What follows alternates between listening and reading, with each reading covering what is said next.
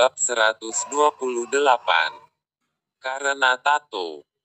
Velty memilih diam tanpa merespon perkataan adiknya yang telah berhasil membuatnya tak bisa mengelak. Sementara Basten dan Altar sedang menyusul kepulangan kakak beradik itu di kediaman Pak Aguso. Namun sebelum nyampai di rumah, mereka mampir di salah satu warung di pinggir jalan untuk memesan kopi dan mie goreng. Assalamualaikum, sapa Canari ketika mereka udah nyampe dan masuk ke dalam rumah sama kakaknya. Waalaikumsalam, jawab sang ayah, ibu dan kakek mereka. Loh, kalian berdua saja. Suami kamu mana? Tanya sang kakek ketika dia tidak melihat keberadaan Basten. Dengan wajah tidak suka ketika sang kakek menanya keberadaan menantu berotak mes asteris Umitu, Canari terpaksa menjawab, palingan bentar lagi juga sampai. Sang kakak memilih diam, seolah kesempatan untuk sesi tanya jawab saat ini ia mempercayakan sepenuhnya di tangan adiknya. Walaupun sebenarnya ia sedikit terkejut mendengarkan ucapan adiknya yang mengatakan sebentar lagi sampai. Pasalnya sang adik tadi melarang suaminya sama Altar untuk tidak mengikuti mereka sampai rumah. Kenapa lagi? Pasti berantem lagi ini Cherry. Dijeda dulu ceramahnya ya Bu, ini waktunya makan, udah sangat lapar nih. Canari memotong pembicaraan ibunya, karena ia tahu bahwa yang akan terjadi ialah nasihat dari sang ibu. Velty, kenapa lagi tuh adekmu? Ucap sang ibu kepada si sulung karena lebih enak diajak bicara. Gak tahu Bu, aku juga lapar nih. Jawab Velty datar. Sebab ia juga sedang kesal dengan ocehan masa lalu kedua pria mes asteris itu. Tanpa basa-basi, makan malam pun segera disajikan di atas meja. Dan kebetulan lauk malam ini sama seperti lauk mereka tadi saat makan di pinggir jalan, yaitu ayam goreng, dan ini lauk pilihan Pak Aguso. Ayam lagi. Aku mau makan ikan. Protes Canari dengan wajah kesal saat melihat lauk yang disajikan yaitu daging ayam.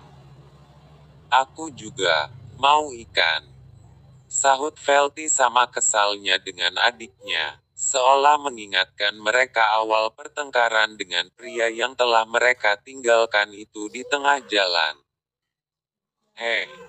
Kalian jangan terlalu suka milih-milih, biasanya juga kalian suka daging ayam. Bentak sang ibu. Mama, untuk saat ini kita sedang malas makan daging ayam, takutnya ada tato kepala ikan di bagian pahanya. Dengan polosnya Canari menjelaskan kepada sang ibu alasan mereka tidak selera makan daging ayam. Pak Aguso, Shirley dan Rudra sang kakek, mereka langsung mulai makan. Tanpa harus menunggu kedua kakak beradik itu yang kini telah pergi ke dapur untuk memasak lauk pilihan mereka. Waktu telah berlalu sekitar 45 menit, mereka pun semua sudah selesai makan. Dan saat itu kedua pria yang telah mereka tinggalkan tiba di kediaman Pak Aguso, tepat pada pukul 8.30 malam. Assalamualaikum, sapa Basten dan Altar saat tiba. Waalaikumsalam, jawab ketiga orang tua yang kini sedang duduk di ruang tamu. Sementara Canari dan Velty tidak menjawab, bahkan melihat pun mereka terlihat tidak suka.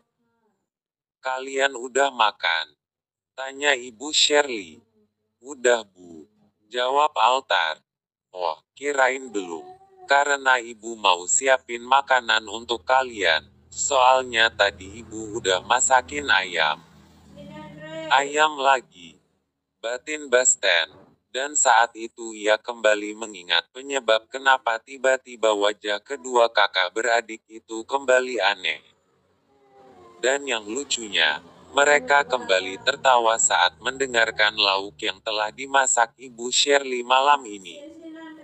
Tanpa pamit dan basa-basi, Velty langsung pergi ke kamarnya. "Chan, itu suami kamu. Bikin kopi. Atau tawarin apa, kok malah bengong saja?"